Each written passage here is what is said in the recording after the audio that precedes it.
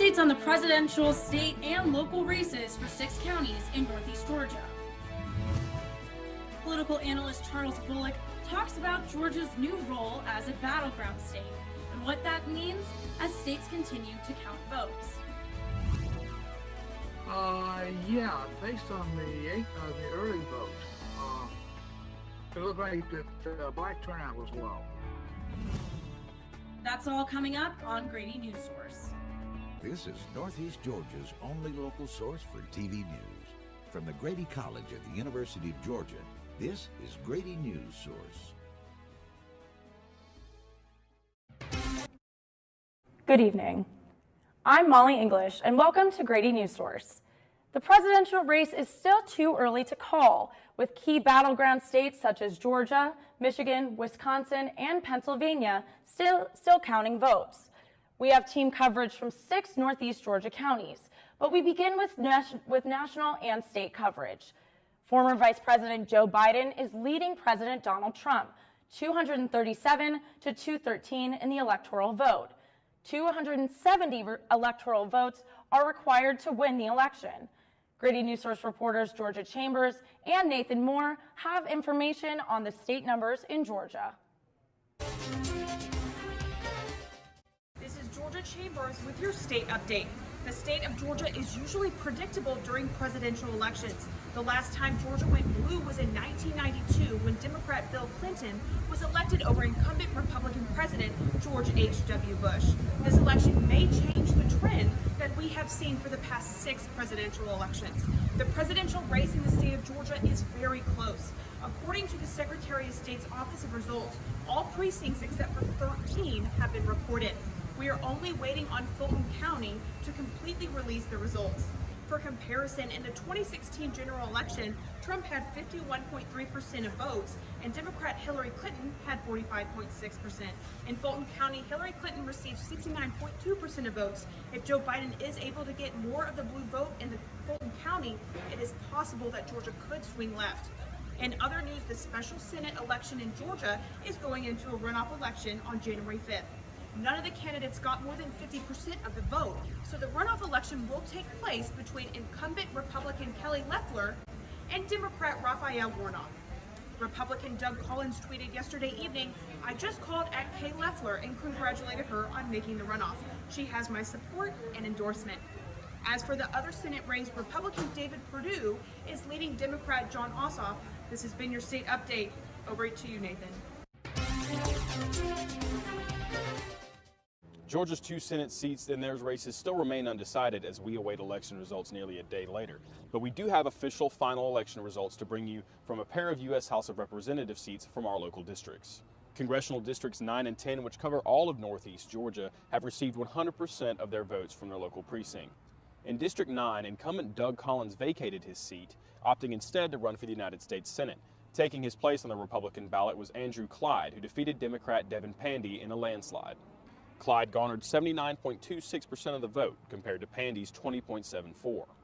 Moving south into District 10, Republican incumbent Jody Hice defeated Democrat Tabitha Johnson Green in what is actually a rematch between the two from 2018's election in this district. Representative Hice won with 62.41% of the vote, compared to Johnson Green's 37.59%. For Grady Newsource, I'm Nathan Moore. For more local results, our team went to 6 counties in Northeast Georgia to report on the major local races and results. Hello everyone, I'm Chelsea Perry reporting from Athens-Clarke County.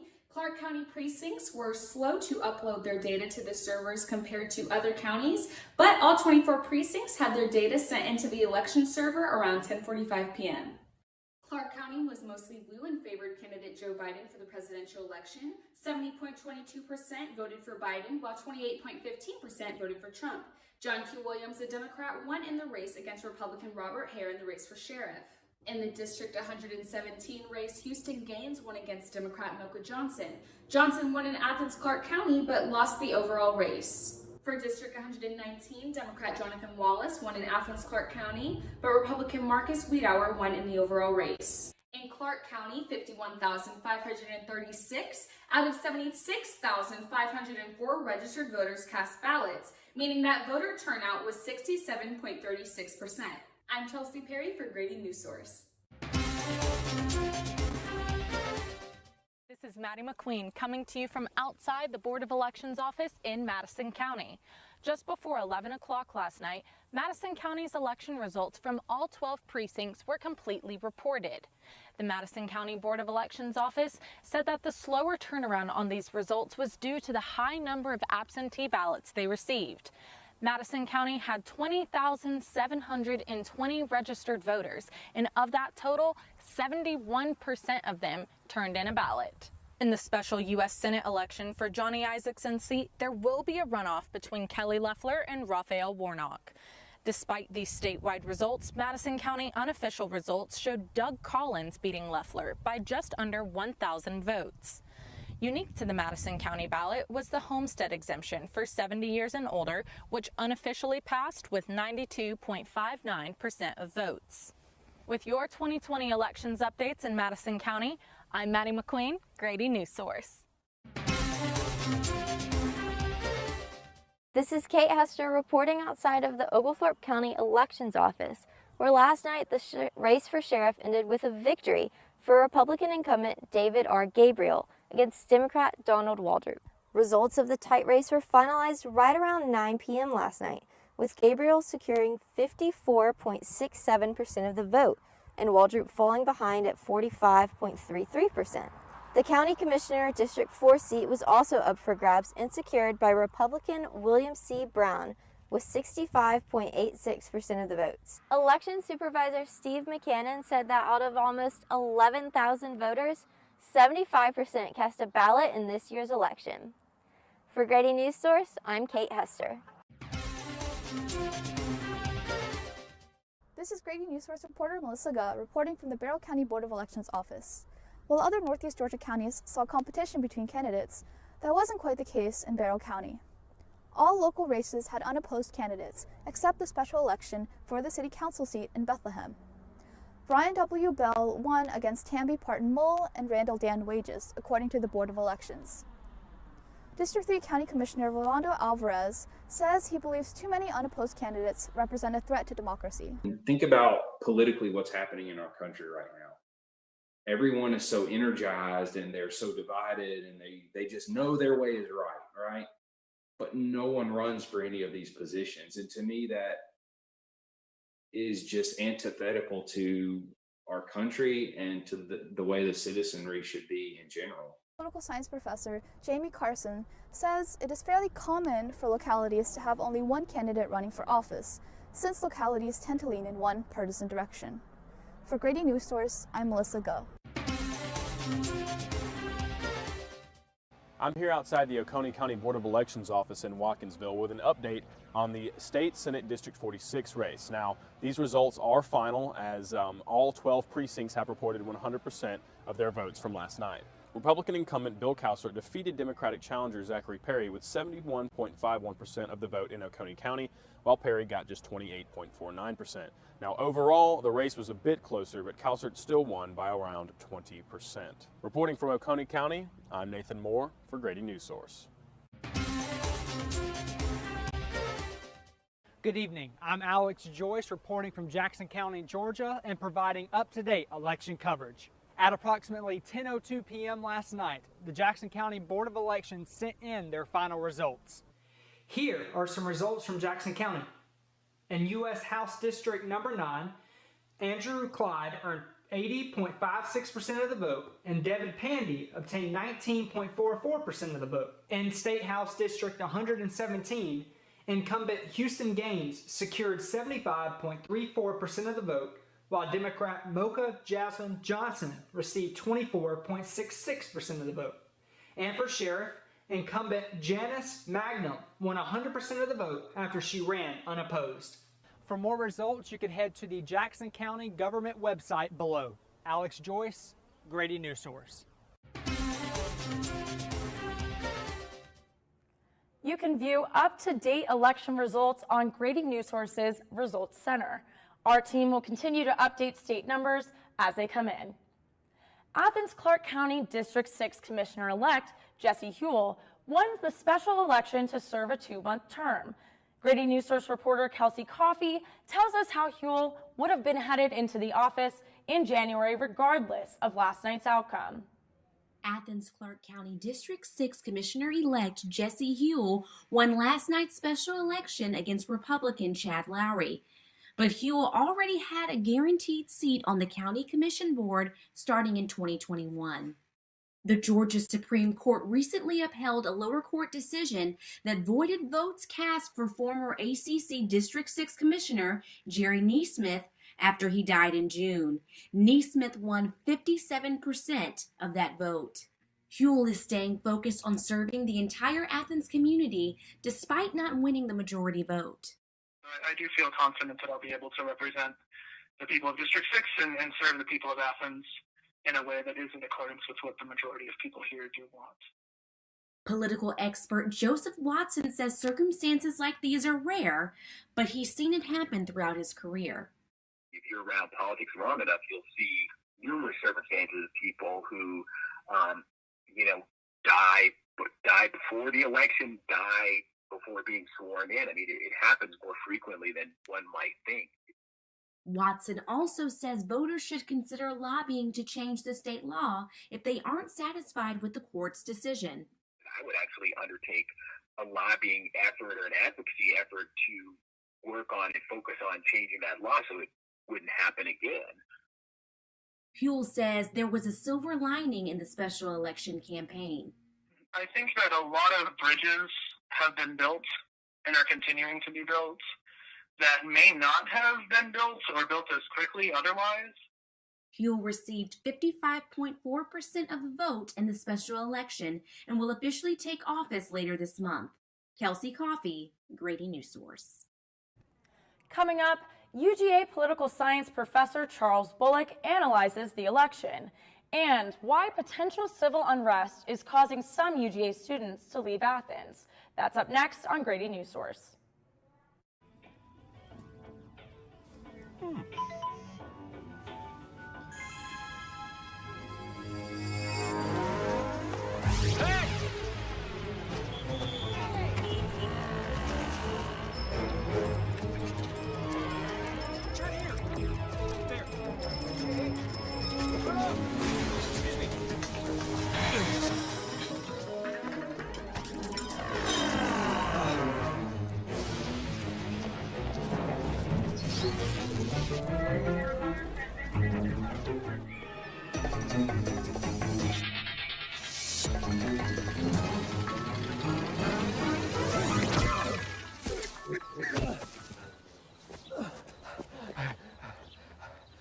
So, same time next week? Well, of course. Put away a few bucks, feel like $1 million. For free tips to help you save, go to Feed the Pig. Georgia's races on election night were surprising in a lot of ways. I talked to UGA professor Dr. Charles Bullock earlier today about Georgia's new role as a battleground state.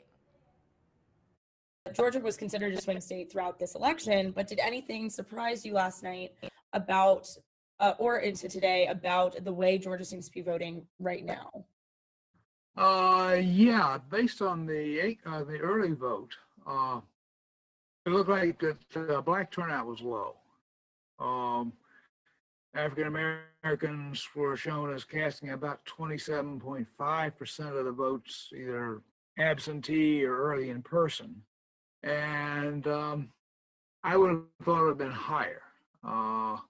The work that Stacey Abrams had done 2 years ago, coupled with the work that Obama was here, Kamala Harris was here, having a black woman on the ticket, I thought all of those things would have resulted in higher black participation. Also, they have a growing number of voters who don't indicate their race or ethnicity. And certainly some of those would be African American. So that might actually bump the numbers up around 30%. I think the exit poll is weighting it at about 30%. And that might be about it. But I would have thought it might have gone higher. So these Senate races, obviously Purdue and Ossoff, but more interestingly, the special Senate race between all of those candidates. So what were your thoughts as those results came in, and your thoughts on that runoff? Well, I guess the biggest surprise was Deborah Jackson getting 6% of the vote.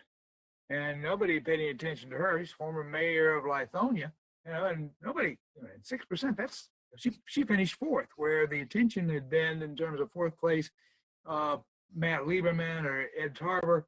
Tarver, I think, maybe got 1%, and Lieberman got 3%. So that was a real surprise. I was also surprised at how early in the evening Doug Collins threw in the towel. Now, it turns out, he was right to do so. Last I saw, he was 300,000 votes behind Kelly Lafleur. So, yeah. And my guess is what he was doing was he was looking at returns that are coming in, and he wasn't doing well enough in North Georgia. My thought was he probably was, that was his heartland, not only his district there, but perhaps clear across the northern part of the state. Looks like Reverend Warnock did not live up to kind of the polling expectations, which were kind of, he'd be at least into the 30s. There was at least one poll which put him for around 40%. Last I saw, he's still in the upper 20s. So he didn't run as strongly as again, the polling suggested he would. With the possibility of election unrest in question around the country, multiple UGA minority students have already left or are preparing to leave Athens this week. Newsource reporter Danielle Harvey has more on why students are packing their bags to leave town.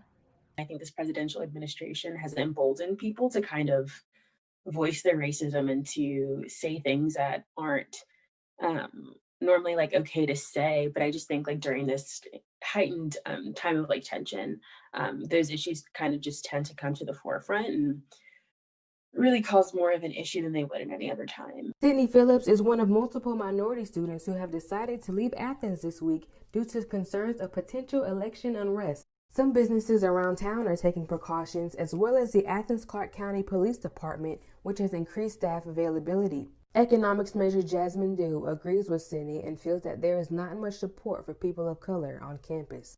From seeing on social media as well as on the news that alt-right groups and white supremacists are sending out threats, I think I would need a mental break from being at UGA. However, UGA junior Deshaun Jamison thinks we'll be just fine and has faith in his peers. And I think we listen to the media a lot, and I think it kind of puts this false sense that a lot of people are radical. This is not the only time minority students have been dealing with racial tension this semester. The UGA Hispanic Student Association experienced Zoom bombing where they had offensive language and slurs shouted at them. UGA student Ariana Bunwe was the target of a racist GroupMe chat by the UGA sorority Lambda Alpha Chi earlier this semester. The ATC Police Department says that it supports and defends people's First Amendment right to protest and that civil unrest is a concern, but they are watching national coverage of the issue and will respond accordingly. However, they say they have not seen or gotten any indication that unrest will occur. Danielle Harvey, Grady Newsource. Good evening, I'm Henry Fletcher, and I'll be back in a moment with the latest on your Northeast Georgia weather. No more pencils, no more books, no more teachers, dirty looks. School's out! For summer. What this place needed was better graduation rates. So we worked with schools like Henry Ford High, and now they're up 18%. To help us do more good this year, go to unitedway.org, because great things happen when we live united. So good to see you guys. So, what's up? Oh, we finally bought a place. Holy cow. You seriously have enough saved to do that? We've been putting a little aside each month. Jeez, at the end of the month, we have nothing left to save. Yeah, I have no idea where it goes. Well, you're spending a lot on... Was it good? Oh, God. Oh, how is my account overdrawn? When it comes to financial stability, don't get left behind. Get tools and tips for saving at feedthepig.org. And now, the weather. Good evening, everyone. I'm Henry Fletcher with your Northeast Georgia weather. Tonight, we're going to be taking a look at our 5-day forecast, our Jacksonville forecast for game day of Georgia-Florida, and our rainy game day tips for every fan that's going down to Jacksonville this weekend. Looking at our 5-day forecast, you can see that Thursday, Friday, and Saturday are going to have similar weather, being partly cloudy with some sun, and the highs are 70, 72, and 72 degrees. The lows are a little bit different, with about a 10-degree difference from Thursday to Saturday. Sunday and Monday are going to be a little bit different. There's about a 20% chance of precipitation on each day. Expect overcast and cloudy days, but temperatures again are going to be mild at 71 and 73 degrees. On Saturday's game day, we can expect some more rain in Jacksonville. The weather will be fairly breezy with a 40% chance of showers, but the high will be 79 with partly sunny skies.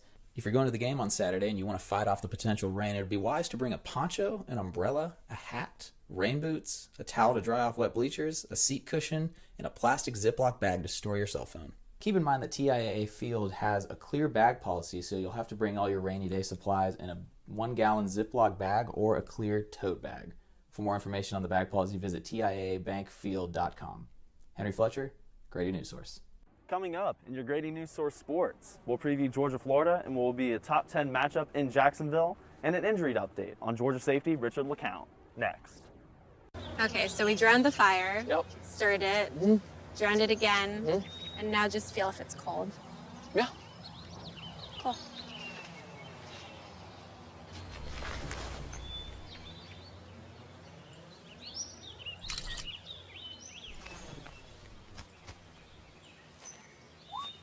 Smokey just gave me a bear hug.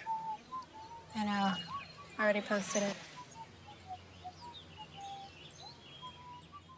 Take a look under your bed. Find stuff under there? What about jobs? No? Now try your closet. Still no jobs? Just more stuff? Well, you really have both. See, stuff is defined as household articles considered as a group. Sometimes this stuff is no longer needed. Wait, no longer needed? That can't be right. Because remember those jobs you were looking for? Those are really needed. And they're the stuff inside your stuff.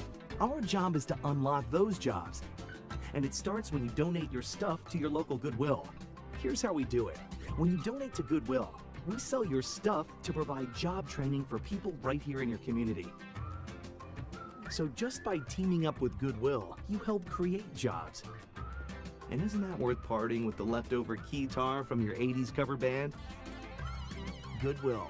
Donate stuff, create jobs.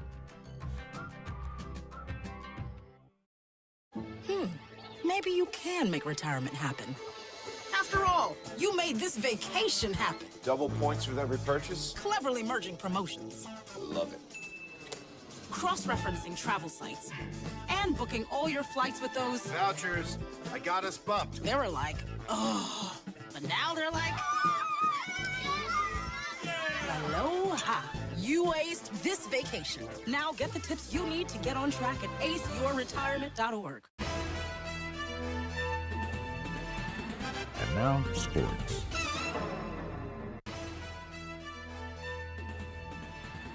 And now, sports.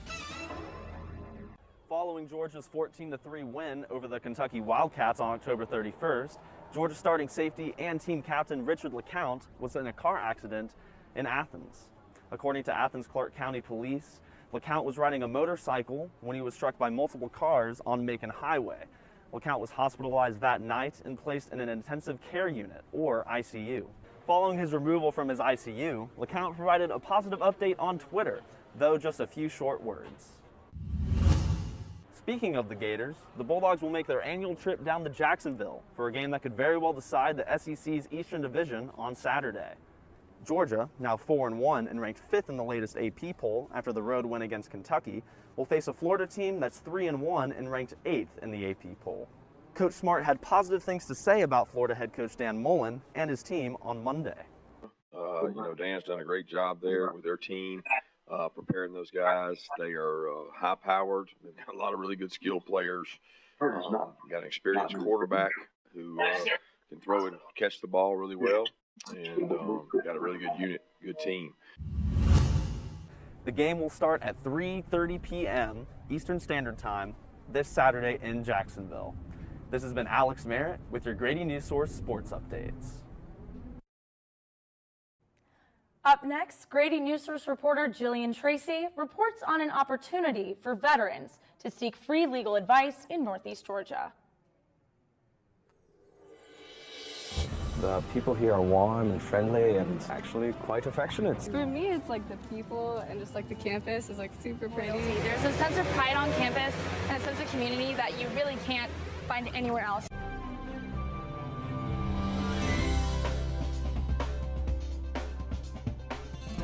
People's great, the food's great, the dogs are great. Everyone's been just super welcoming. What if you could invest in the future? The future of kids, like a stock. Not the kind of stock that's about making money, but a stock for social change. A whole new kind of investment called Better Futures. When you invest, it helps kids go to college. Believe in us, invest in us, watch us grow. My name is Sydney, and I'm your dividend.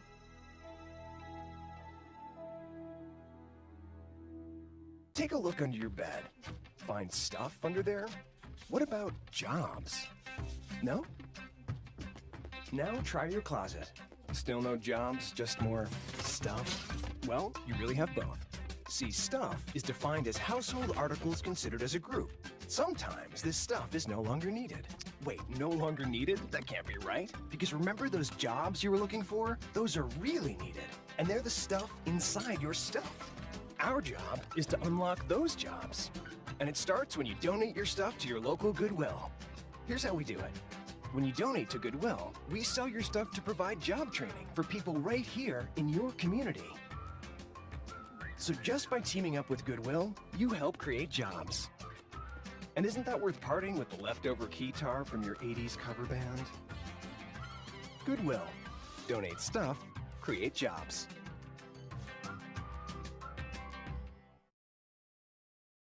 This Saturday, veterans in Northeast Georgia will have a chance to get free legal advice from experienced lawyers.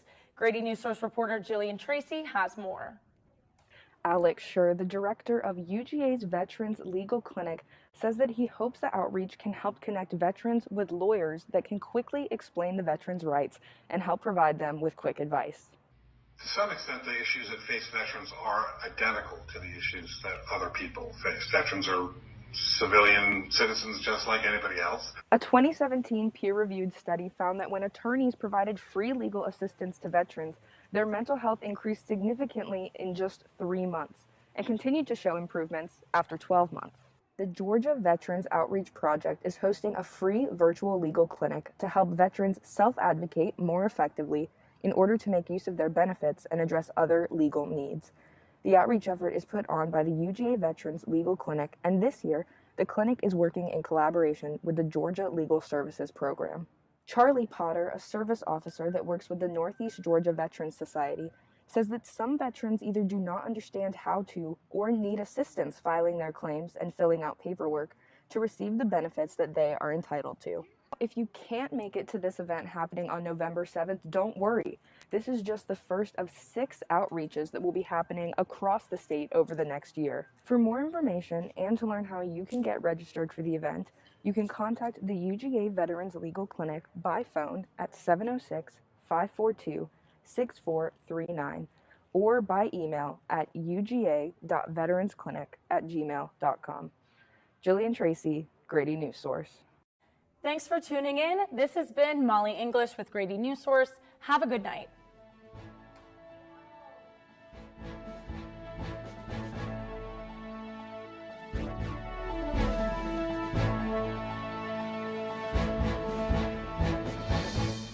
Of journalism and mass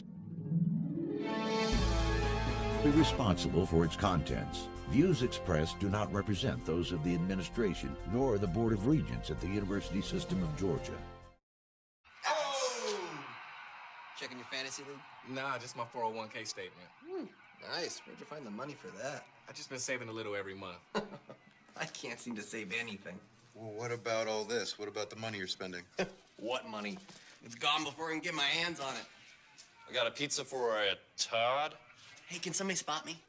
When it comes to financial stability, don't get left behind. It's 547.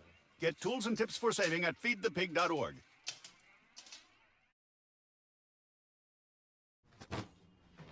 Hart, what's going on? I'm leaving. Why? What did I do? Not enough. constantly ignore me. You barely eat anything healthy. You're half as active as you used to be. The pressure is just too much. I quit. Okay, I get it. I'll do better. Just Please, don't leave. Okay. If I go, you go. Listen to your heart. Don't let it quit on you. Uncontrolled high blood pressure could lead to stroke, heart attack, or death. Get yours to a healthy range before it's too late.